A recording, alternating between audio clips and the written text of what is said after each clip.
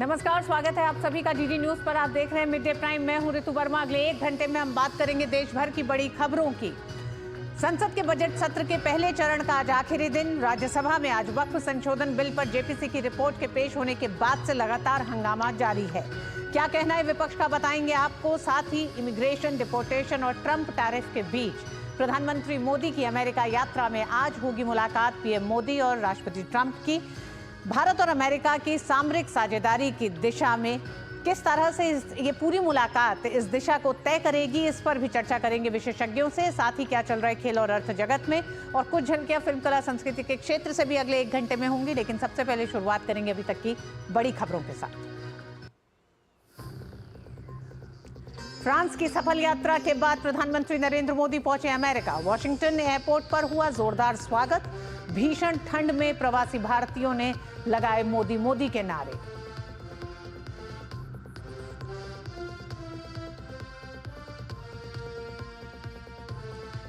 प्रधानमंत्री नरेंद्र मोदी और अमेरिकी राष्ट्रपति डोनाल्ड ट्रंप के बीच आज वॉशिंगटन में होगी मुलाकात। पीएम मोदी ने जताई दोनों देशों के बीच व्यापक वैश्विक रणनीतिक साझेदारी की उम्मीद।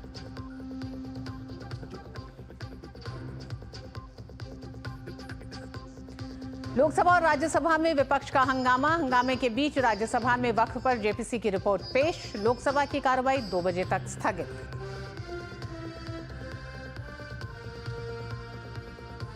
आज लोकसभा में पेश होगा नया आयकर विधेयक। इनकम टैक्स कानूनों को आसान बनाना है बिल का उद्देश्य।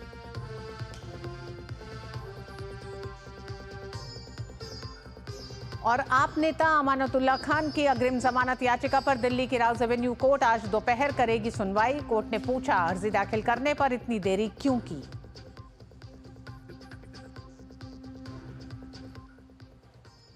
और खबरों की शुरुआत सीधे करेंगे प्रधानमंत्री नरेंद्र मोदी की अमेरिका यात्रा से जुड़ी हुई। विदेश यात्रा के दूसरे चरण में फ्रांस यात्रा के बाद प्रधानमंत्री नरेंद्र मोदी अमेरिका पहुंच गए हैं।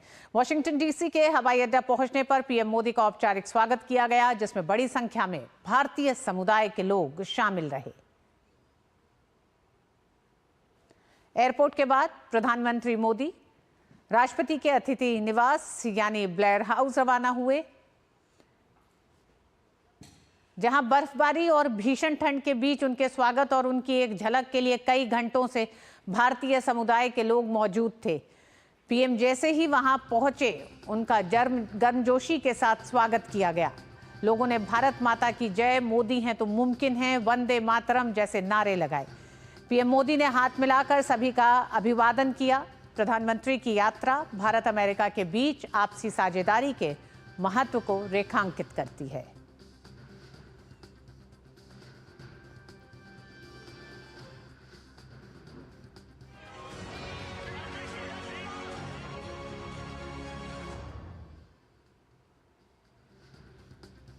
पीएम मोदी अमेरिका में व्यापार जगत की हस्तियों के साथ मुलाकात करेंगे। साथ ही भारतीय समुदाय के सदस्यों से भी बातचीत करेंगे। भारतीय समुदाय में पीएम मोदी को लेकर जबरदस्त क्रेज है।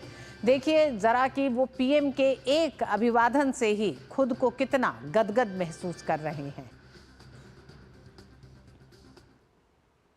सबका मन गदगद हो गया उनको देख के और उनकी मुस्कुराहट देख के। सबसे एक एक आदमी से हाथ मिला के गए, बाहर निकल के अपने भी बारिश में आए भीगते हुए और सबके साथ हाथ मिलाते हुए और हाथ हिलाते हुए गए हैं। हमें उनसे मिलकर बहुत बहुत खुशी हुई। इतना थक गए थे तो भी टाइम निकाला और सब लोगों से मिले और अच्छी तरह से बात की और हमारे कंसर्न सुने।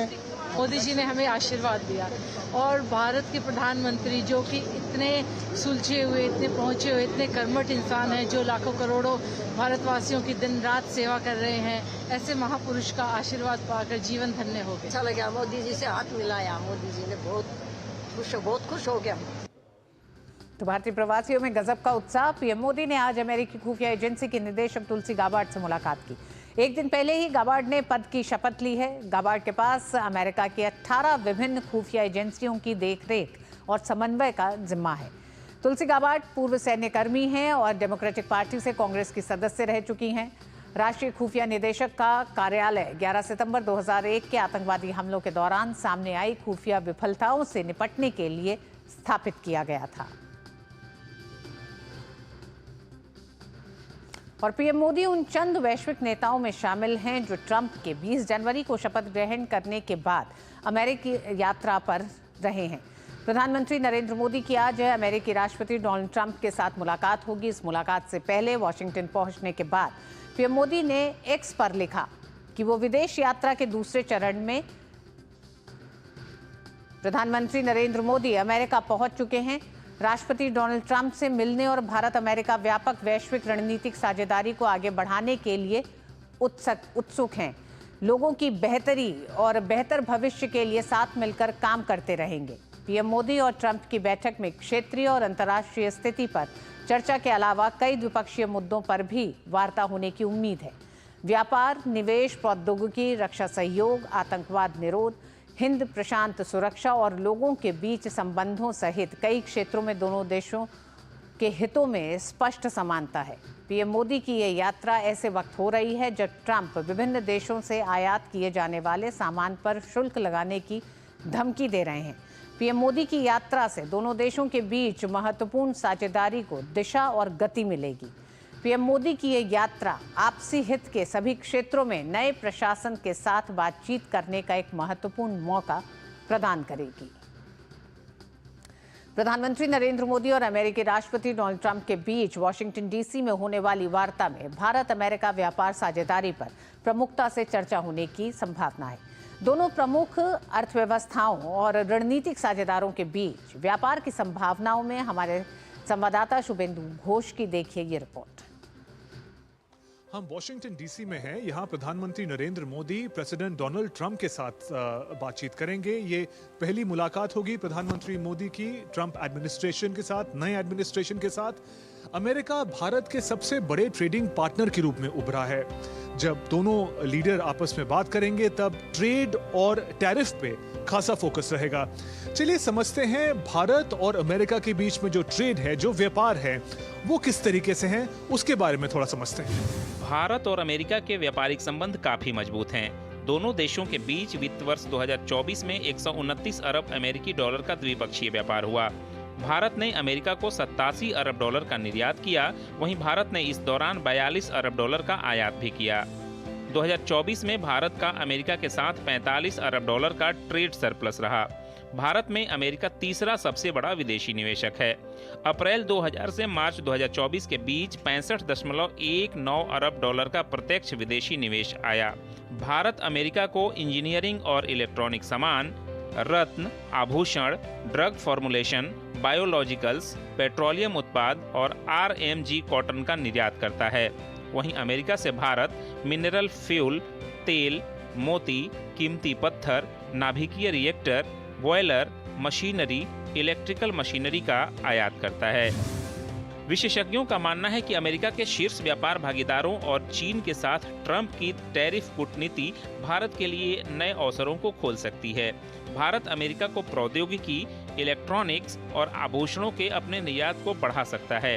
भारत ने अपने बजट के जरिए अमेरिका से व्यापार प्रतिबंधों को कम करने के तहत मोटरसाइकिल पर आयात शुल्क कम कर दिया। ये एक ऐसा कदम है जो सीधे अमेरिकी निर्माताओं को लाभ पहुंचाता है।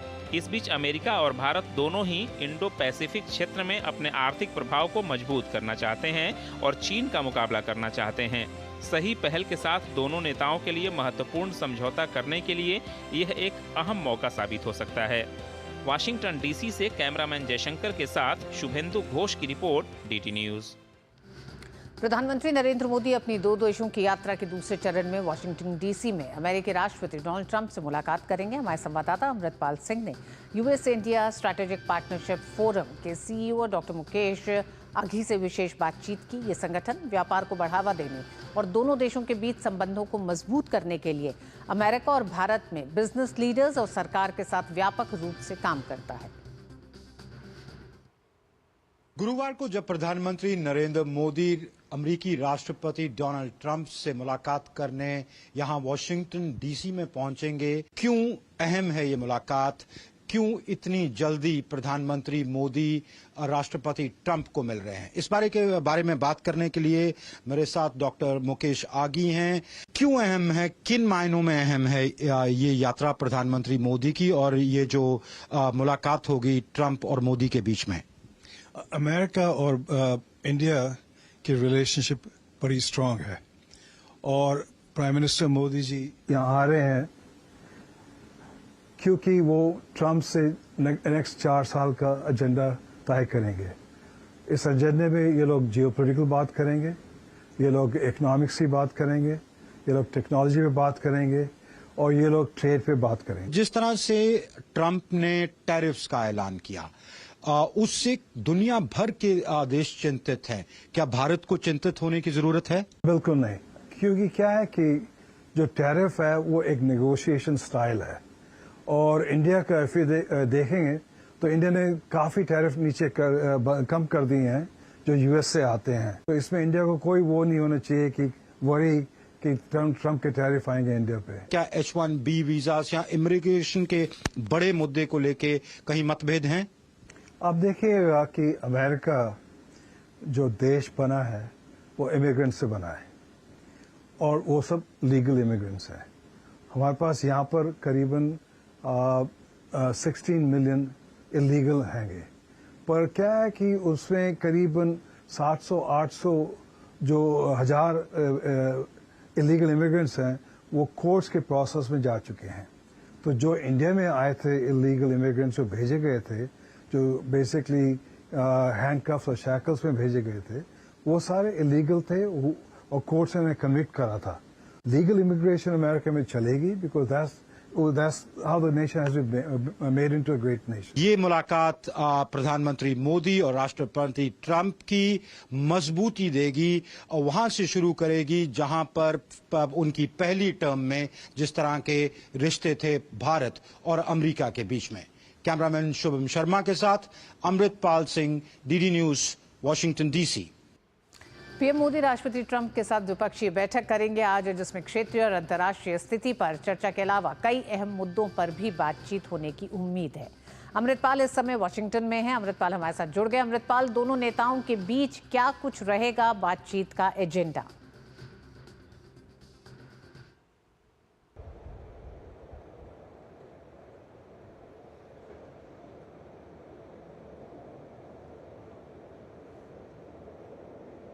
पूरा स्पेक्ट्रम रिलेशनशिप का डिस्कस होगा, चाहे वो ट्रेड हो, इन्वेस्टमेंट हो, इकोनॉमी हो, डिफेंस टाइज हो, सिक्योरिटी पार्टनरशिप हो, स्ट्रेटेजिक पार्टनरशिप हो, खास करके क्वाड के संदर्भ में, इंडो पैसिफिक के संदर्भ में, इमिग्रेशन हो, सब कुछ टेबल पे होगा जब राष्ट्रपति ट्रंप और प्रधानमंत्री मोदी मुलाकात करेंगे। पहले 1-on-1 मीटिंग होगी, उसके बाद डेलीगेशन लेवल टॉक्स होंगी। फोकस ये रहेगा कि जिन चीज़ों पर इनकी कन्वर्जेंसेस है, जिन पे इनकी मत मिलती है, उस पर उसको कैसे स्ट्रेंथन किया जा सके। आपने बात की कि दोनों बहुत अहम दौरा है। अहम इसलिए है क्योंकि दुनिया में जिस तरह के चेंजेस आ रहे हैं, खास करके इंडो पैसिफिक थिएटर पे दोनों की मत मिलती है और उसको कैसे स्ट्रेंथन किया जा सके। इस साल भारत क्वाड की लीडर्स समिट होल्ड कर रहा है, तो उस पर विशेष करके चर्चा होगी। देखिए, कई चीज़ें ऐसी हैं जिन पे मत नहीं भी मिलती। मान ली टैरिफ्स की, जब से डोनाल्ड ट्रंप दूसरी बार आए हैं, उन्होंने टैरिफ डिप्लोमेसी शुरू कर दी है। ऐलान किया था, फिर कुछ रोक लिया कुछ देशों पर, जैसे कनाडा और मेक्सिको पर चीन पर टैरिफ्स लगाए हैं। प्रेस सेक्रेटरी जो व्हाइट हाउस की थी, उन्होंने कल ही कहा था कि रेसिप्रोकल टैरिफ्स राष्ट्रपति ट्रंप अनाउंस करेंगे, एग्जीक्यूटिव ऑर्डर साइन करेंगे। कैंपेन में भी हमने देखा उन्होंने कहा कि eye for an eye, tariff for a tariff. तो दुनिया भर में इसको लेके चिंताएं हैं, स्वाभाविक है कि भारत में भी इसको लेके चिंताएं हैं। तो ये डिस्कस होगा। प्रधानमंत्री मोदी एसेंशली कन्वे करेंगे राष्ट्रपति ट्रंप को कि हम समझते हैं कि आप टैरिफ्स लगा के ट्रेड बैलेंस को इवन आउट करना चाह रहे हैं, पर हम आपको कंसेशंस देने को तैयार हैं, पर रिलेशनशिप ऐसा होना चाहिए कि विन विन सिचुएशन होनी चाहिए। कुछ क्षेत्रों में जहां पर आपकी अर्थव्यवस्था को या आपके व्यापार को हर्ट करता है, वहां हम कंसेशंस देने को तैयार हैं, पर इसका स्कोप और एम्बिट इतना आप बढ़ा दें कि जो लार्जर कॉन्टेक्स्ट में है वो रिलेशनशिप म्यूचुअली बेनिफिशियल हो। इमिग्रेशन के मुद्दे पे बात होगी। इलीगल इमिग्रेशन तो भारत अवैध जो प्लान है उसको नहीं सपोर्ट करता, पर लीगल इमिग्रेशन H1B वीज़ास पे भारत अपना पक्ष रखेगा कि देखें आपको भी ज़रूरत है स्किल टैलेंट पूल की। भारत के पास वो टैलेंट पूल है, तो हम देखें कि हम कैसे कोऑपरेट कर सकते हैं। डिफेंस एक्विजिशंस की बात होगी, जॉइंट वेपन्स प्रोडक्शन की बात होगी। ठीक है, भारत का मेक इन इंडिया प्रोग्राम है, Donald Trump make America great again या अमेरिका फर्स्ट पॉलिसी लाना चाहते हैं, यहाँ प्रोडक्शन करना चाहते हैं अमेरिका में।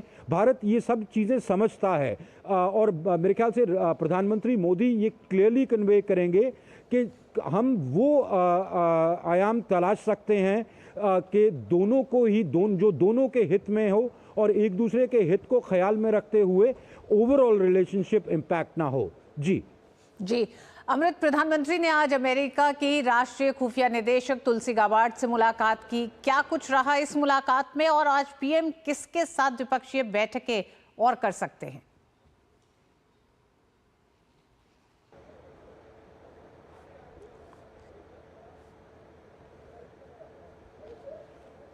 जी, उनकी जो पहली बायलैटरल मीटिंग थी वो तुलसी गाबार्ड के साथ ही थी, जो अभी कंफर्म हुई हैं। डायरेक्टर नेशनल इंटेलिजेंस जो इनकी खुफिया एजेंसीज हैं उनकी एक तरीके से अध्यक्ष वो हैं, उनसे मुलाकात हुई और आज भी कई 5 और बायलैटरल मीटिंग्स हैं कहा जा रहा है। हालांकि इस पर आधिकारिक कॉन्फर्मेशन नहीं है कि इलॉन मस्क से शायद मुलाकात हो, यहाँ ये कयास लगाए जा रहे हैं। पर अगर ये मुलाकात होती है और अर्थ जगत की और भी जो बड़े नेता हैं या बड़े लीडर्स हैं, उनसे, बड़ी हस्तियां हैं, उनसे मुलाकात होगी। एसेंशली कि सिर्फ गवर्नमेंट टू गवर्नमेंट जो फ्रेमवर्क है वो तो वो एड्रेस करेंगे ही राष्ट्रपति ट्रंप के साथ, पर भारत जिस तरह की ग्रोइंग इकोनॉमी है, जिस तरह की ग्लोबल स्टैचर भारत का बढ़ रहा है, तो भारत चाहेगा कि एक mutually beneficial relationship investments Bharat भी लाना चाह रहा है। तो और वो अगर अमेरिका की बड़ी कंपनियां भारत में इन्वेस्ट करती हैं तो इसका फ़ायदा दोनों मुल्कों को होगा, दोनों अर्थव्यवस्थाओं को होगा।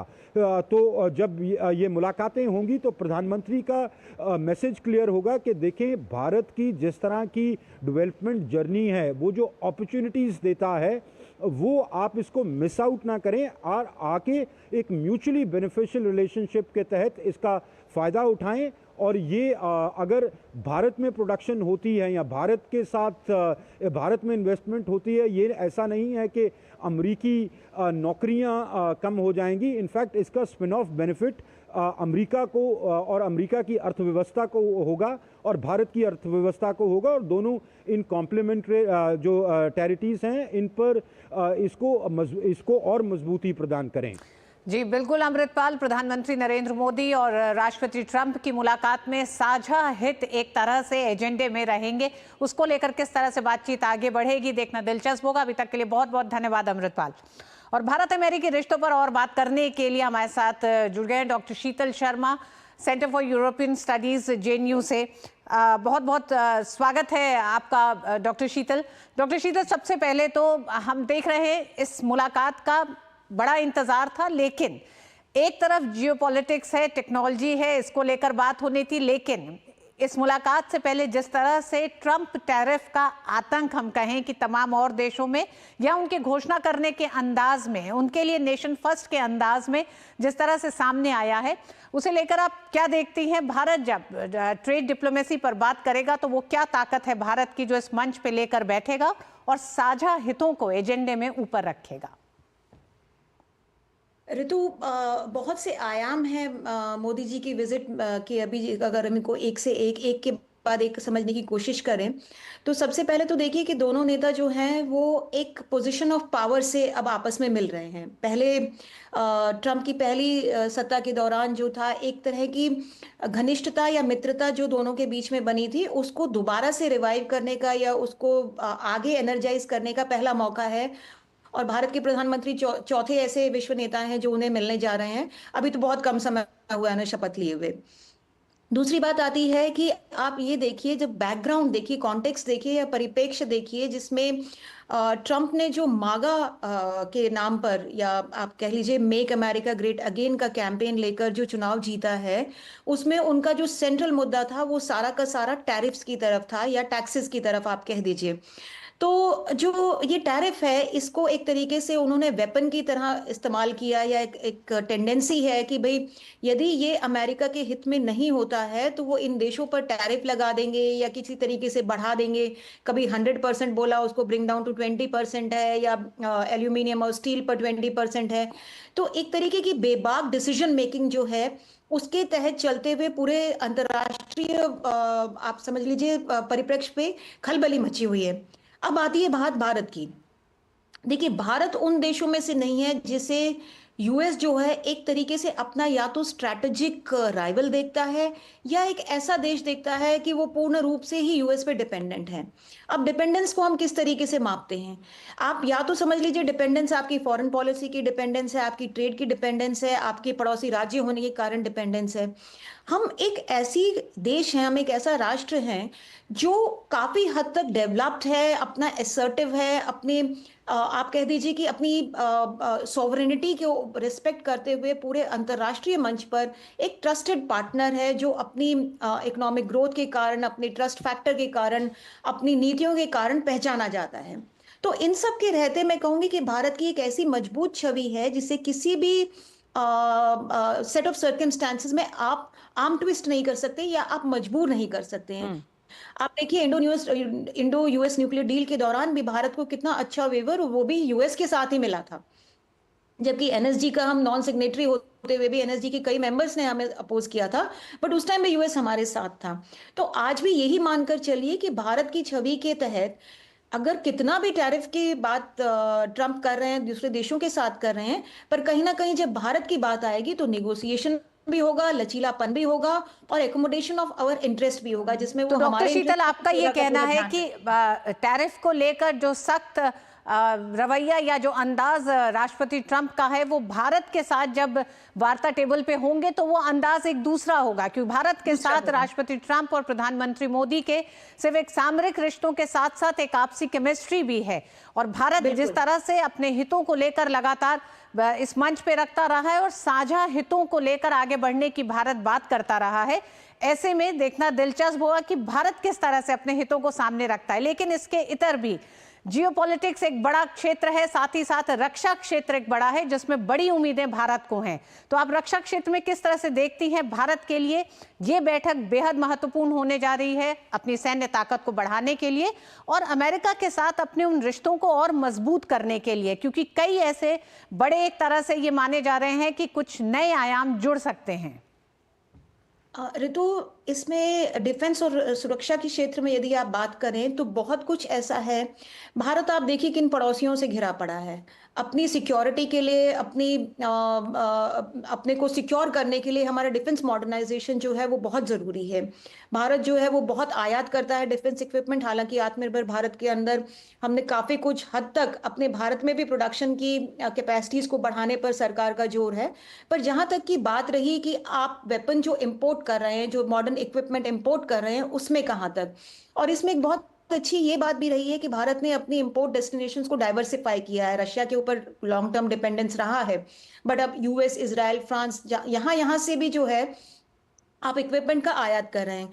ऐसे में चलते हुए मैं यही कहूंगी कि यूएस जो है, यूएस एक स्ट्रैटेजिक पार्टनर तो है ही है हमारी स्ट्रैटेजिक रिलेशनशिप रही है, बहुत अच्छे संबंध रहे हैं पिछले 2-3 दशकों से, पर्टिकुलरली कोल्ड वॉर के बाद। कोल्ड वॉर के दौरान भी अच्छे ही थे, कोल्ड वॉर के दौरान आप बाद भी बहुत अच्छे रहे हैं। और रक्षा के क्षेत्र में, सुरक्षा के क्षेत्र में बहुत से ऐसे समझौते भी होने को हैं और बहुत सा ऐसा उपकरण या इक्विपमेंट भी मैं कह पाऊंगी कि जो भारत की सामरिक शक्ति को, भारत की मिलिट्री कैपेसिटीज को बढ़ाएगा, उसकी तरफ भी कुछ समझौते होने के आशा है। डॉक्टर शीतल, अंत में आपसे जानना चाहेंगे, हम जानते हैं ह्यूस्टन और अहमदाबाद में प्रधानमंत्री के तमाम उन बड़े और राष्ट्रपति ट्रंप के उन बड़े कार्यक्रमों में शामिल होने पर एक दोस्ताना अंदाज, एक दूसरे को समझने का, साथ ही साथ एक केमिस्ट्री सामने आई है जो दोनों देशों के तमाम उन मसलों पर भी, यानी कि रणनीतिक सामरिक रिश्तों में भी दिखाई देती है। ऐसे में ये जो मुलाकात अब होने जा रही है, क्योंकि राष्ट्रपति ट्रंप कुछ बड़े वादे करके इस चुनाव में जीतकर अमेरिका में स्थापित हैं, प्रधानमंत्री मोदी के सामने 2047 तक भारत को विकसित भारत के उस रास्ते पर और तेजी से आगे बढ़ाने का एक संकल्प लिया है जिसे पूरा करना है। अमेरिका एक निवेशक के तौर पर एक बड़ा देश है, भारत के लिए अहम देश है, लेकिन कई अपनी शर्तें हैं दोनों ही देशों की साथ आने की भी। ऐसे में इस मुलाकात को आप किस तरह से अभी उम्मीद कर रही हैं कि सामने आएगा, क्योंकि कई तरह की अटकलें लगाई जा रही हैं दोनों नेताओं के साथ मिलने को लेकर, मजबूरियां और उम्मीदें दोनों। ऋतु, देखिए, ये बहुत ही प्रैक्टिकल मीटिंग होनी चाहिए मेरे हिसाब से। ये सिर्फ होप या हाइप के बीच में लटक कर ना रह जाए कि आप बहुत बड़ी बड़ी बातें कर रहे हैं या खाली हाथ लौट कर आ रहे हैं या आप बहुत सा एक ड्रीम लेकर वापस आ रहे हैं। क्योंकि अब ऐसी बात है, ट्रंप लौटे हैं दोबारा सरकार में कुछ वायदे अपने लोगों को कर, जिस तरह की आप इमिग्रेशन पे देखिए या कोई भी मुद्दे हैं, टैरिफ के हैं, माइग्रेशन पे कंट्रोल है, मेकिंग अमेरिका ग्रेट अगेन है, जॉब्स की है, सिक्योरिटी की बात है। दूसरी तरफ भारत के प्रधानमंत्री जो हैं वो भी एक नए मैंडेट के साथ जो है सत्ता में हैं और वो भी एक बहुत बड़े राष्ट्र को रिप्रेजेंट करते हैं, सिर्फ एक छोटी सी कॉन्स्टिट्यूएंसी को नहीं है। अब यहाँ मैं ये कहना चाहूंगी कि दोनों जो नेता हैं वो अपनी डोमेस्टिक कॉन्स्टिट्यूएंसीज को रिप्लाई करते हुए या उनकी नीड्स को या उनके इंटरेस्ट को केटर करते हुए किस तरीके से आपस में सामंजस्य बनाकर, ताकि कोई भी समझौता है या कोई भी आपके बीच में मेमोरेंडम ऑफ अंडरस्टैंडिंग है या कोई भी समझौता जिसको मैं कहना चाहूंगी कि ये कहीं पे भी दूसरे देश के हितों को ना हनन करे। इसी के चलते ये बहुत जरूरी है कि दोनों नेताओं के बीच में एक किस तरीके की केमिस्ट्री है या किस तरीके की मैत्री है या किस तरीके की घनिष्ठता है।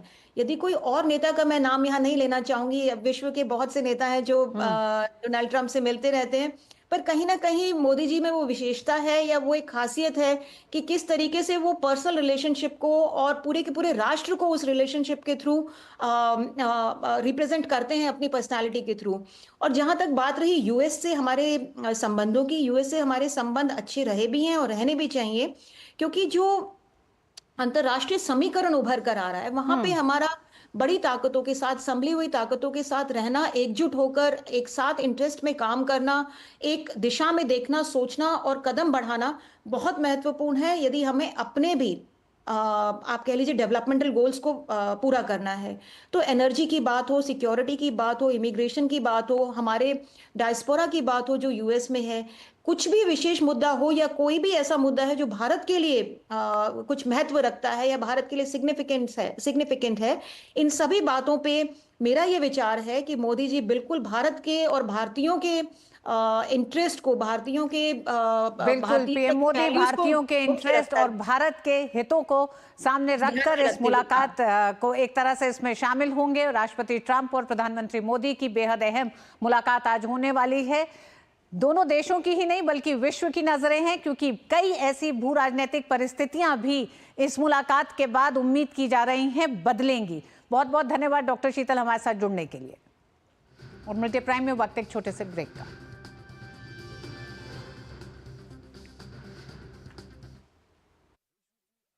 अर्थव्यवस्था की ओर बढ़ रहे भारत की समृद्धि में सूक्ष्म, लघु और मध्यम उद्यमों यानी एमएसएमईज का महत्वपूर्ण योगदान है और इन उद्यमों को भारत सरकार का एमएसएमई मंत्रालय आर्थिक, तकनीकी और मार्केट लिंकेज जैसी सहायता प्रदान कर प्रधानमंत्री श्री नरेंद्र मोदी जी के विकसित भारत के विजन को साकार करने में अहम भूमिका निभा रहा है। हमारे लिए एमएसएमई का मतलब है maximum support to micro, small and medium enterprise. मंत्रालय के पास आपके व्यवसाय को बढ़ाने, नई मशीन और तकनीकी तथा कौशल विकास के लिए credit guarantee scheme, cluster development programme, PM Vishwakarma, PMEGP जैसे अनेक योजनाएं हैं। अपने सपने को साकार करने और एमएसएमई मंत्रालय की विभिन्न योजनाओं का लाभ लेने के लिए आज ही उद्यम पंजीकरण करें, जो कि सरल और बिल्कुल मुफ्त है। हर एमएसएमई बनेगी अग्रणी, आधुनिक और आत्मनिर्भर।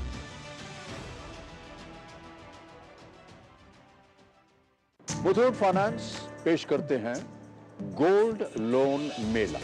गोल्ड लोन लेने पर और कस्टमर रेफर करने पर पाइए सुनहरा मौका, लाखों के गिफ्ट वाउचर जीतने का, साथ ही साथ जीतें आप 24 कैरेट खरा सोना। गोल्ड लोन लेने के लिए आज ही मुथूट फाइनेंस की ब्रांच में जाइए या फिर कॉल कीजिए 1-800-313-1212।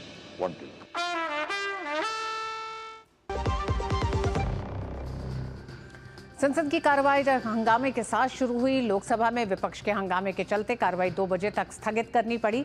विपक्ष के इस व्यवहार पर लोकसभा अध्यक्ष ने कहा कि प्रश्नकाल का समय सिर्फ प्रश्न उत्तर के लिए है। साथ ही सदन में नारेबाजी कर रहे कांग्रेस सदस्यों से कहा कि उनकी पार्टी ने देश में लंबे समय तक शासन किया है और अब वे नियोजित तरीके से हंगामा करके सदस्यों का अधिकार छीनना चाहते हैं। वहीं राज्यसभा में हंगामे के बीच वक्फ संशोधन विधेयक पर जेपीसी की रिपोर्ट पेश की गई।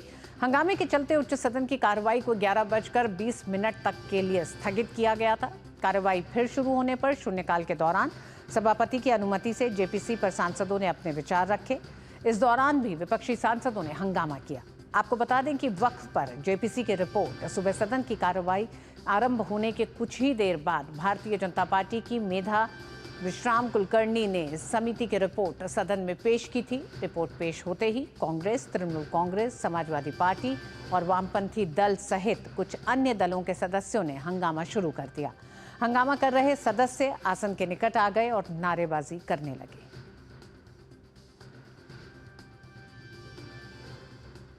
और संसद के अंदर विपक्ष के हंगामे पर लोकसभा अध्यक्ष ओम बिरला ने कहा है कि सदन में गतिरोध पैदा करना अच्छी परंपरा नहीं है। साथ ही विपक्ष से सदन की मर्यादा बनाए रखने की भी अपील की। आप सदन के अंदर प्रश्नकाल के अंदर नियोजित तरीके से गतिरोध करते हैं, ये अच्छी परंपराएं नहीं है। आपने इतने साल शासन किए हैं, आप सदन में व्यवधान करना चाहते हैं, गतिरोध पैदा करना चाहते हैं। मैंने कहा 12 बजे जब होगा, जब विषय रखने देंगे, लेकिन आप चर्चा नहीं करना चाहते। ये सबसे संसद का महत्वपूर्ण समय होता है। मेरा आपसे आग्रह है कि आप संसद की मर्यादाएं, परंपराओं को बना के रखें, अच्छी परंपराएं शुरू करें। मैं हर विषय पर, हर मुद्दे पर आपको बोलने की इजाजत दूंगा, लेकिन प्रश्नकाल के अंदर किसी मुद्दे की इजाजत नहीं दी जाती। ये परंपराएं और नियम है संसद के। उधर वक्फ संशोधन विधेयक पर जेपीसी द्वारा राज्यसभा में पेश की गई रिपोर्ट के खिलाफ विपक्ष ने जमकर हंगामा किया। विपक्ष की नारेबाजी और हंगामे की निंदा करते हुए राज्यसभा सांसद और नेता सदन जेपी नड्डा ने कहा कि सदन न चलने देना विपक्ष का गैर जिम्मेदाराना रवैया है, जिसका हाउस कड़े शब्दों में निंदा करता है। विपक्ष ने जिस तरीके की भूमिका अदा की है वो बहुत ही गैर जिम्मेदाराना है, इररिस्पॉन्सिबल है और इसकी जितनी भी निंदा की जाए वो कम है। मैं ऑन रिकॉर्ड लाना चाहता हूं कि राष्ट्रपति महोदया, the first citizen of the country, जब वो उनका मैसेज पढ़ा जाए तो हाउस ऑर्डर में होना चाहिए था, जो नहीं है। यह बहुत ही दुर्भाग्यपूर्ण है और इसकी हाउस निंदा करती है, यह मैं जरूर कहना चाहूंगा। भाजपा के राष्ट्रीय अध्यक्ष और सांसद जेपी नड्डा संसद अवरोध को लेकर विपक्ष पर जमकर बरसे। उन्होंने विपक्ष पर देशद्रोहियों का साथ देने की बात कही। कुछ नहीं डिलीट किया गया, विपक्ष ने बहुत गैर जिम्मेदाराना व्यवहार किया है और इसकी निंदा होनी चाहिए। और ये तुष्टीकरण की राजनीति है। This is a politics of appeasement.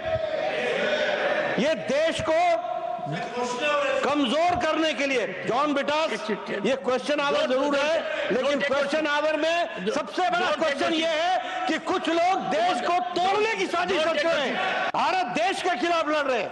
इसलिए यह विपक्ष की आज का वॉकआउट होना ये ऑन रिकॉर्ड आना चाहिए कि ये देशद्रोही गतिविधियों को प्रोत्साहन देने का एक माध्यम है और उसका एक्सप्रेशन है। और कांग्रेस पार्टी और विपक्ष आज देश के जो लोग खंडित करना चाहते हैं, देश को कमजोर करना चाहते हैं, उनके हाथ मजबूत करने का काम कर रही है, तो विपक्ष कर रही है।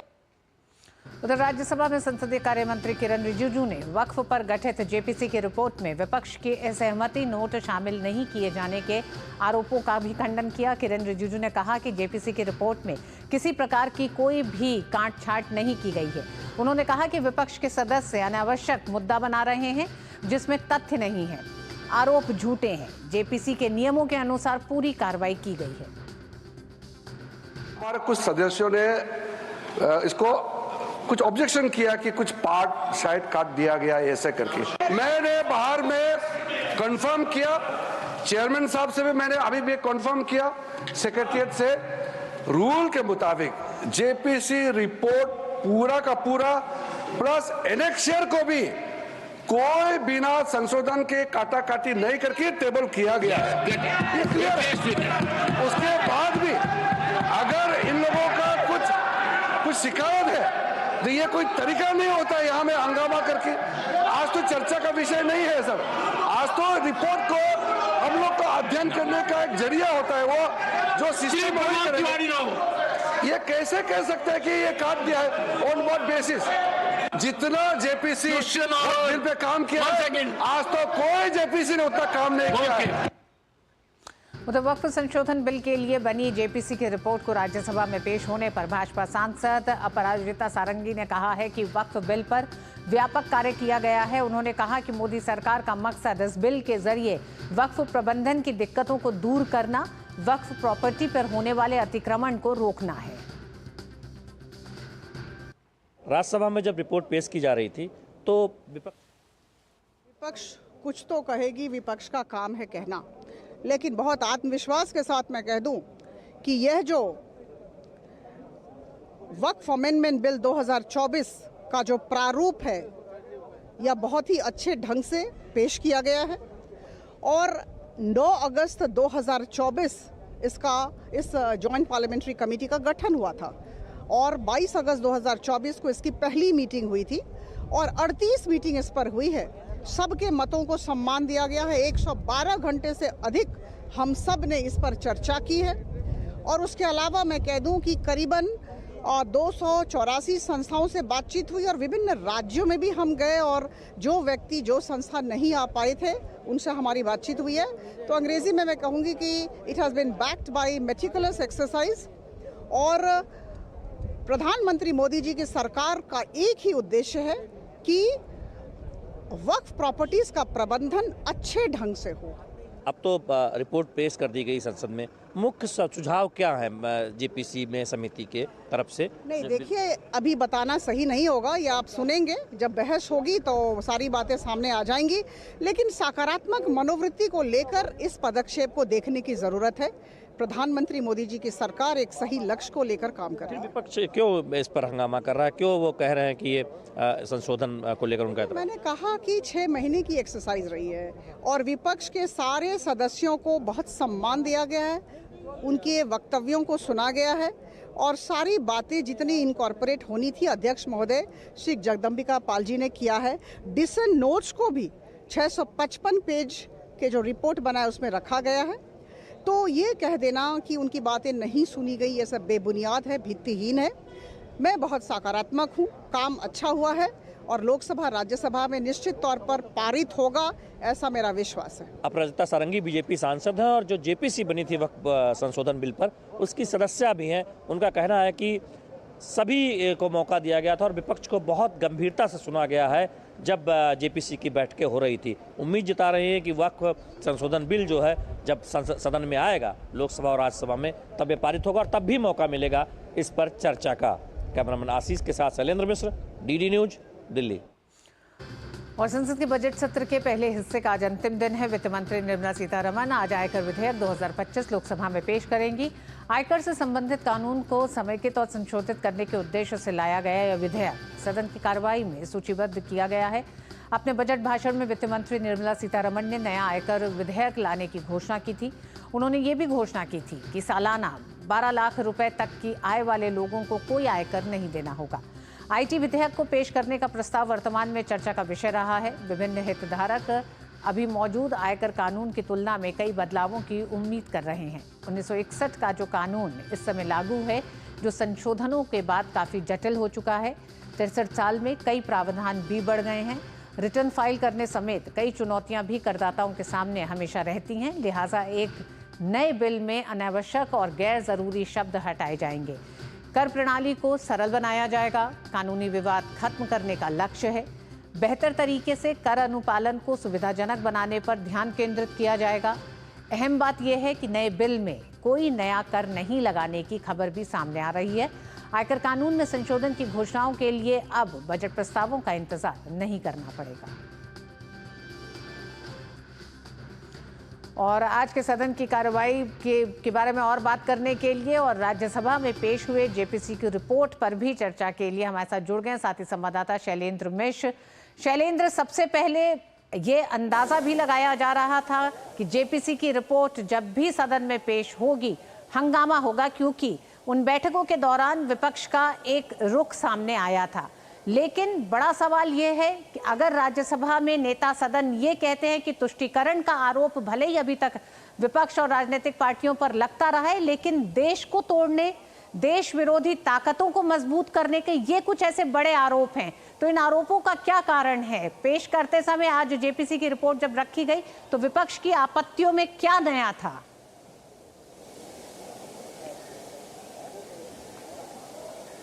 कि देखिए, आज विपक्षी दल ये कह रहे थे और उनके कुछ सदस्य कि जेपीसी की जो रिपोर्ट सदन के पटल पर रखी गई है उसमें डिसेंट नोट, यानी जब जेपीसी की रिपोर्ट तैयार हो रही थी और उसमें जो विपक्ष के सदस्य शामिल थे उन्होंने कुछ आपत्तियां दर्ज कराई थी, उनको रिपोर्ट से निकाल दिया गया है।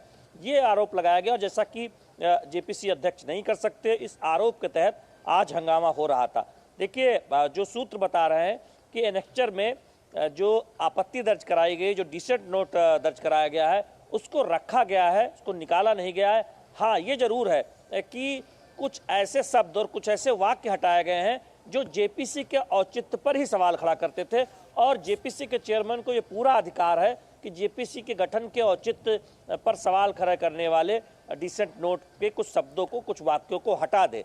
तो ये कुछ विवाद आज नया हुआ, जिसको लेकर रिपोर्ट सदन के पटल पर रखे जाने को लेकर आपत्ति थी। और दिन भर हमने देखा कि लोकसभा अध्यक्ष से कुछ विपक्ष के नेता मिले, संसदीय कार्य मंत्री से उनकी मुलाकात हुई और संसदीय कार्य मंत्री ने स्पष्ट तौर पर प्रेस कॉन्फ्रेंस करके कहा भी कि एनेक्चर में डिसेंट नोट को पूरी जगह दी गई है।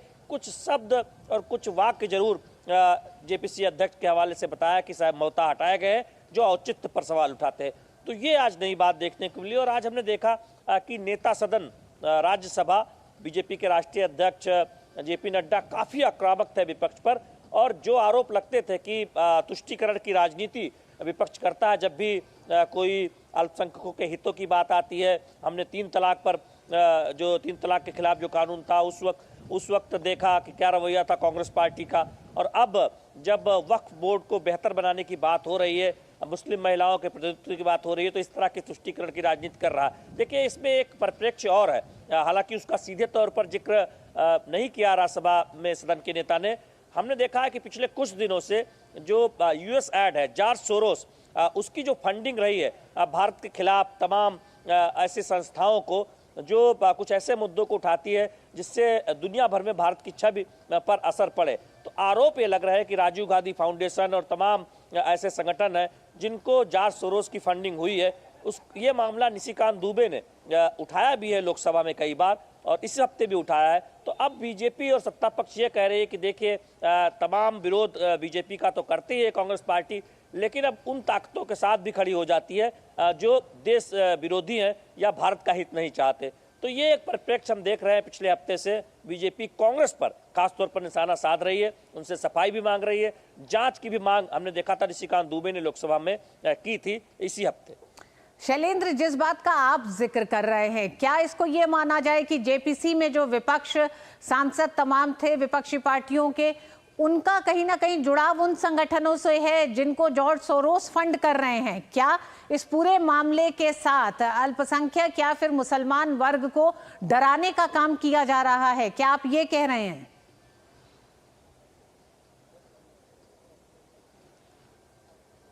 ये देखिए, दरअसल ये दो अलग अलग मुद्दे मैं कह रहा हूँ कि कांग्रेस पार्टी और कुछ सहयोगी दलों पर बीजेपी आरोप लगाती रही है कि उनसे जुड़े जो संगठन है उनको जॉर्ज सोरोस की फंडिंग होती रही है और उसकी जांच होनी चाहिए। यहाँ ये आरोप है कि दरअसल जो मुसलमान हितैषी होने की बात कहते हैं, जो अल्पसंख्यक हितैषी होने की बात करते हैं, वही दल कांग्रेस पार्टी और उनके सहयोगी दरअसल तुष्टीकरण की राजनीति की उतनी पराकाष्ठा करते हैं कि जब मुस्लिम महिला के अधिकारों की बात आती है, जब गरीब मुसलमानों के हितों की बात आती है, तब उसके विरोध में खड़े हो जाते हैं। तो फिर ये दिखावा है कि वो मुस्लिम हित या फिर अल्पसंख्यक हित चाहते हैं, क्योंकि 3 तलाक में के खिलाफ कानून में देखने को मिला। और अब जब वक्फ संशोधन बिल को लेकर जो जेपीसी बनी, उसमें तमाम जो सुझाव आए वो संशोधनों के पक्ष में थे, उस पर जो रवैया देखने को मिला कांग्रेस पार्टी और उनके सहयोगी दल का, तो ये सवाल उठता है कि क्या वाकई उन्हें गरीब मुसलमानों की चिंता है, मुस्लिम महिलाओं की चिंता है? ये सवाल बीजेपी उठा रही है, सत्ता पक्ष उठा रहा है कांग्रेस और विपक्ष के बारे में। शैलेंद्र, जेपीसी की बैठकों के दौरान तमाम स्टेक होल्डर से बात हुई है। ऐसे में क्या वक्फ की संपत्तियों के प्रबंधन या उनका सही प्रबंधन ना होना एक बड़ा मसला रहा है, जिसके कि सही प्रबंधन से सिर्फ किसी एक समुदाय का भला नहीं बल्कि पूरे समाज का भला होगा?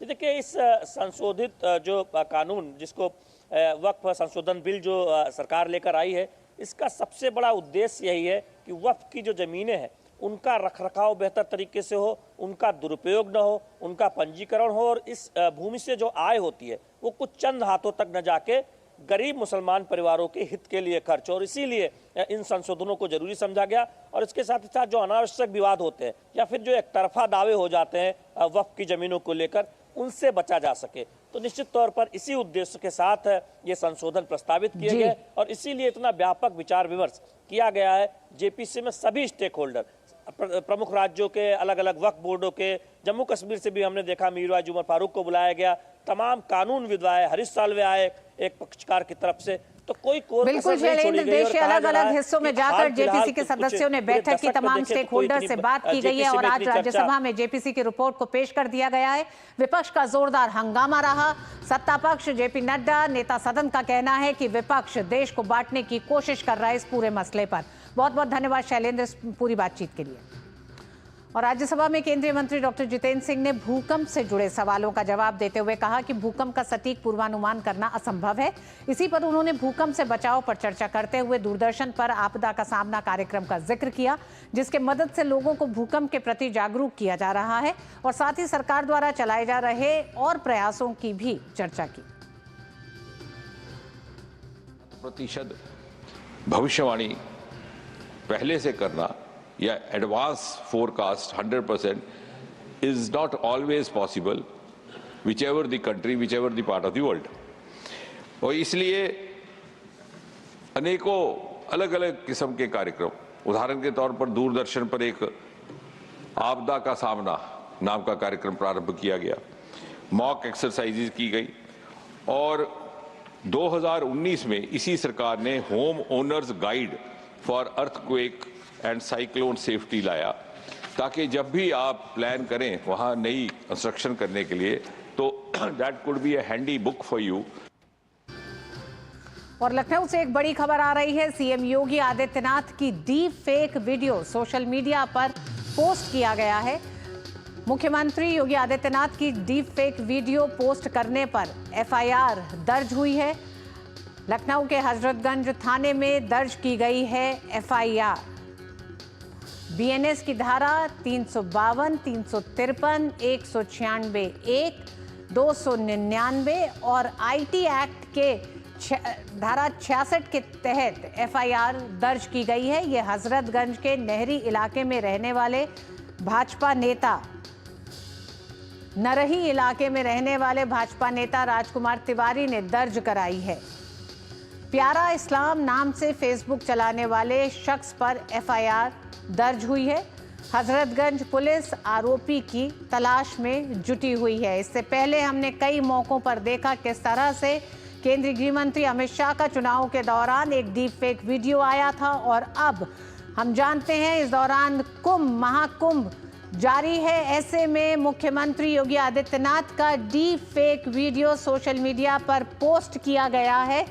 इस पर और जानकारी के लिए हमारे साथ मौजूद है रामेंद्र सिंह। रामेंद्र, एफआईआर दर्ज कर लिया है। प्यारा इस्लाम कर जो एक साइट है या यूट्यूब चैनल है उसका ये शख्स है जिसके खिलाफ एफआईआर दर्ज हुई है। अभी तक का क्या अपडेट है? उस डीप फेक वीडियो में योगी आदित्यनाथ क्या कह रहे हैं? देखिए, डीप फेक वीडियो जो है उसमें आदित्यनाथ के सर पर टोपी लगाई गई है और उनसे तमाम चीज़ें कहलवाई जा रही इस्लाम को लेकर के। और प्यारा इस्लाम नाम से जो पूरा ये व्यक्ति है उसने पोस्ट किया है और जब सोशल मीडिया पर ये सारी चीज़ें आई तो इस पर मुकदमा दर्ज कराया गया है। यहाँ हजरतगंज कोतवाली में मुकदमा दर्ज किया गया है। पुलिस ने उसको ट्रेस करना शुरू कर दिया है कि किस नाम से है जो चलाया जा रहा है फेसबुक आईडी, और उनकी तलाश शुरू कर दी गई। तो उम्मीद है कि जल्दी ही सारी चीज़ें सामने आएंगी और पुलिस बाकी शेष बातें बताएंगी। लेकिन अभी तक पुलिस ने त्वरित कार्रवाई की और काम शुरू कर दिया है कि क्यों पोस्ट किया है, किसने पोस्ट किया है, क्यों डीप फेक वीडियो पोस्ट किया गया है। तो वो सारी चीज़ें तय करने के लिए पुलिस ने काम शुरू कर दिया है। रितु जी रामेंद्र, इस शख्स के बारे में और क्या पता चला है अभी तक, जिसने ये प्यारा इस्लाम करके जो एक साइट है जिसमें वीडियो डीप फेक का एक सीएम योगी के नाम पर जो डीप फेक वीडियो चल रहा है, क्योंकि ये और भी ज़्यादा गंभीर इसलिए हो जाता है कि महाकुंभ को लेकर जिस तरह की सुरक्षा चाक चौबंद की गई है, साथ ही साथ साइबर क्राइम को लेकर भी महाकुंभ में किसी तरह का कोई असर ना हो इसकी एक पूरा बंदोबस्त किया गया है। ऐसे में अगर योगी आदित्यनाथ का कोई डीप फेक वीडियो जारी करता है तो एक बड़ा खतरा, एक बड़ी चुनौती प्रशासन के सामने भी दिखाई देती है। देखिए, प्रशासन अलर्ट है और लगातार इन साइटों को मॉनिटर किया जा रहा कुंभ के समय से ही, और जिसने गलत वीडियो पोस्ट किया उनके खिलाफ कार्रवाई हुई, उनके खिलाफ ठीक से पुलिस ने कार्रवाई की है। और चूंकि सभी जानते हैं कि योगी आदित्यनाथ टोपी इस तरह के मुस्लिम नहीं लगाते, उन्होंने यहाँ जाकर के ईदगाह में मना कर दिया कि हमारी सहमति है आप सब लोग अपना धर्म के अनुसार अपना जो त्यौहार है वो मनाइए, लेकिन टोपी लगाने से कोई रिश्ते नहीं बनते, तो इस तरीके से हम नहीं करते हैं। तो टोपी लगा करके जो कहलवाया जा रहा है वो सारी चीज़ें डिटेल्स पुलिस ने रखा है। अभी तक कोई जानकारी ये नहीं आई है कि व्यक्ति कौन है, कहाँ का है, लेकिन पुलिस ट्रेस कर रही है और उम्मीद की जा रही है कि बड़ी जल्दी इस घटना का खुलासा करेगी। अभी तक ये कोई ट्रेसिंग सामने नहीं आई। प्रीतु जी, रामेंद्र, बहुत बहुत धन्यवाद इस पूरी जानकारी के लिए। और एक बार फिर हम अपने दर्शकों को बता दें कि प्यारा इस्लाम नाम से एक शख्स ने मुख्यमंत्री योगी आदित्यनाथ का डीप फेक वीडियो जारी किया था जिसमें योगी आदित्यनाथ को इस्लाम की एक टोपी पहनाए हुए दिखाया गया है। उसके बाद से कार्रवाई हुई है। हजरतगंज के नहरी थाने में एफआईआर दर्ज की गई है। उस शख्स की लगातार तलाश जारी है। तकनीक की दुनिया में एआई ने क्रांति की है, लेकिन इस क्रांति के कुछ दुष्प्रभाव भी सामने दिखाई दे रहे हैं। आइए बढ़ते अगली खबर की तरफ। दिल्ली वक्फ बोर्ड से जुड़ी मनी लॉन्ड्रिंग मामले में अमानतुल्लाह खान की रिहाई के खिलाफ ईडी की याचिका पर दिल्ली हाई कोर्ट ने दिल्ली वक्फ बोर्ड के पूर्व अध्यक्ष और आप विधायक अमानतुल्लाह खान से नोटिस जारी करके जवाब मांगा है। साथ ही हाई कोर्ट ने ट्रायल कोर्ट को कार्रवाई स्थगित करने का निर्देश दिया है। अब इस मामले की अगली सुनवाई 21 मार्च को होगी। दरअसल ईडी ने राउज एवेन्यू कोर्ट के आदेश को दिल्ली हाई कोर्ट में चुनौती दी है।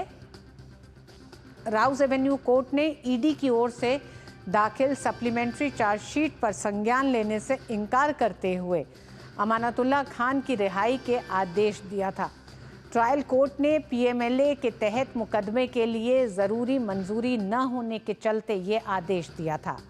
ईडी ने 29 अक्टूबर 2024 को 110 पृष्ठ की पहली अनुपूरक अभियोजन शिकायत दायर की थी, जिसमें आरोप लगाया गया था कि अमानतुल्लाह खान ने दिल्ली वक्फ बोर्ड में भ्रष्टाचार के जरिए धन अर्जित किया।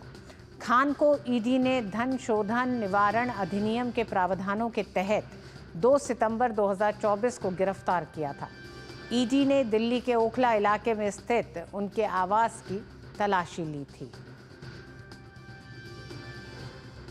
हाईकोर्ट ने ट्रायल कोर्ट को कार्रवाई स्थगित करने का आदेश दिया है। मामले की अब अगली सुनवाई 21 मार्च को होगी। दिल्ली हाईकोर्ट ने अमानतुल्लाह खान को नोटिस दिया है। ईडी ने राउज एवेन्यू कोर्ट में के आदेश को दिल्ली हाईकोर्ट में चुनौती दी थी। अमानतुल्लाह पर दिल्ली वक्फ बोर्ड में भ्रष्टाचार करने का आरोप है। अमानतुल्लाह खान पे इस समय कई मुकदमे चल रहे हैं, जिन मुकदमों में से एक ये है। आप नेता अमानतुल्लाह खान को दिल्ली हाई कोर्ट का नोटिस जारी हुआ है। दिल्ली वक्फ बोर्ड से जुड़े मनी लॉन्ड्रिंग मामले में अमानतुल्लाह खान से जवाब मांगा है। अमानतुल्लाह खान की रिहाई के खिलाफ ईडी की याचिका पर हाई कोर्ट ने नोटिस जारी किया है। हाई कोर्ट ने ट्रायल कोर्ट को कार्रवाई स्थगित करने का निर्देश दिया है। मामले की अगली सुनवाई 21 मार्च को होगी। 24 फरवरी तक अमानतुल्लाह खान की गिरफ्तारी होनी थी। अमानतुल्लाह खान की गिरफ्तारी पर अंतरिम रोक लगाई गई है। 24 फरवरी तक अमानतुल्लाह खान की गिरफ्तारी पर रोक लगाई गई है और इस अंतरिम रोक से क्या अमानतुल्लाह खान को कुछ राहत मिली है? हालांकि हम जानते हैं कि अमानतुल्लाह खान पर जिस तरह से वक्फ बोर्ड के, जिस समय वो अध्यक्ष थे दिल्ली वक्फ बोर्ड के, मनी लॉन्ड्रिंग के मामले उन पर हैं। अग्रिम जमानत का मामला अमानतुल्लाह खान का। कोर्ट ने अमानतुल्लाह खान की गिरफ्तारी पर रोक लगाई है। बड़ी खबर आ रही है। 24 फरवरी तक अमानतुल्लाह खान की गिरफ्तारी पर रोक रहेगी। अब आज शाम 5 बजे अमानतुल्लाह खान जामिया नगर थाने में पूछताछ में शामिल होंगे। तो ये कहा जा सकता है कि अंतरिम राहत अमानतुल्लाह खान को मिली है, क्योंकि अग्रिम जमानत का मामला जिस पर कि अब 24 फरवरी तक अमानतुल्लाह खान की गिरफ्तारी पर रोक के आदेश हैं। तो ये आदेश एक तरह से एक बड़ी राहत के तौर पर अमानतुल्लाह खान के लिए आ रहा है। हालांकि आज जामिया नगर थाने में पूछताछ में आज शाम 5 बजे अमानतुल्लाह खान शामिल होंगे। दिल्ली के राउज एवेन्यू कोर्ट का यह निर्देश है। अमानतुल्लाह खान पिछले 3 दिनों से फरार चल रहे थे। जामिया नगर में पुलिस टीम पर हमला करने के आरोप में ओखला विधायक के खिलाफ FIR दर्ज की गई थी। अमानतुल्लाह खान के अग्रिम जमानत का मामला राउज एवेन्यू कोर्ट पहुंचा था और इस समय हम देख रहे हैं जिस तरह से कोर्ट ने अमानतुल्लाह खान की गिरफ्तारी पर रोक लगा दी है। 24 फरवरी तक की इस गिरफ्तारी पर अग्रिम रोक है, जो कि अमानतुल्लाह खान को राहत देती है। 3 दिन से अमानतुल्लाह खान फरार थे, उनकी तलाश लगातार जारी थी। आज शाम को 5 बजे वो जामिया नगर थाने में पूछताछ के लिए पहुंचेंगे। आइए एक बार फिर लौटते हैं प्रधानमंत्री नरेंद्र मोदी की खबर पर। प्रधानमंत्री नरेंद्र मोदी लगातार दुनिया के सबसे लोकप्रिय नेता बने हुए हैं। प्रधानमंत्री मोदी विश्व स्तर पर सबसे अधिक लोकप्रिय और विश्वसनीय नेता की रेटिंग में एक बार फिर से सबसे आगे है। अमेरिकी data research agency morning consult की ओर से जारी दुनिया के नेताओं की ताज़ा अप्रूवल रेटिंग में 75% रेटिंग के साथ प्रधानमंत्री मोदी पहले पायदान पर बने हुए हैं, जबकि दुनिया में ताकतवर देश समझे जाने वाले अमेरिका के राष्ट्रपति डोनाल्ड ट्रंप 52% रेटिंग के साथ 5वें नंबर पर है। दूसरे नंबर पर मेक्सिको की राष्ट्रपति क्लाउडिया शेनबॉम पार्डो को 66% रेटिंग मिली है। 65% के साथ अर्जेंटीना के प्रधानमंत्री जेवियर मिलेई तीसरे नंबर पर हैं। स्विट्जरलैंड की राष्ट्रपति कैरन केलर सूटर 56% रेटिंग के साथ चौथे नंबर पर हैं। हाल ही में निर्वाचित हुए अमेरिका के राष्ट्रपति डोनाल्ड ट्रंप 5वें नंबर पर हैं, जबकि ऑस्ट्रेलिया के प्रधानमंत्री एंथनी एल्बनीज़ 46% रेटिंग के साथ 6ठे स्थान पर हैं। इटली की प्रधानमंत्री जॉर्जिया मेलोनी 7वें नंबर पर हैं। वहीं पोलैंड के प्रधानमंत्री डोनाल्ड टस्क 42% रेटिंग के साथ 8वें स्थान पर हैं। यूरोपीय देश नीदरलैंड्स के प्रधानमंत्री डिक स्कॉफ इस लिस्ट में 9वें स्थान पर हैं। स्वीडन के प्रधानमंत्री उल्फ क्रिस्टन 10वें नंबर पर हैं। गौरतलब है कि मॉर्निंग कंसल्ट की ताज़ा रेटिंग 21 से 27 जनवरी 2025 के दौरान इकट्ठा किए गए डेटा पर आधारित है। ये एजेंसी 25 देशों के ताज़ा डेटा के साथ वीकली अपडेट देती रहती है। तो प्रधानमंत्री नरेंद्र मोदी दुनिया के तमाम शीर्ष नेताओं के बीच में सबसे लोकप्रिय नेता के रूप में आज भी स्थापित हैं। मिड डे प्राइम में आज बस इतना ही। मुझे दीजिए अनुमति। नमस्कार।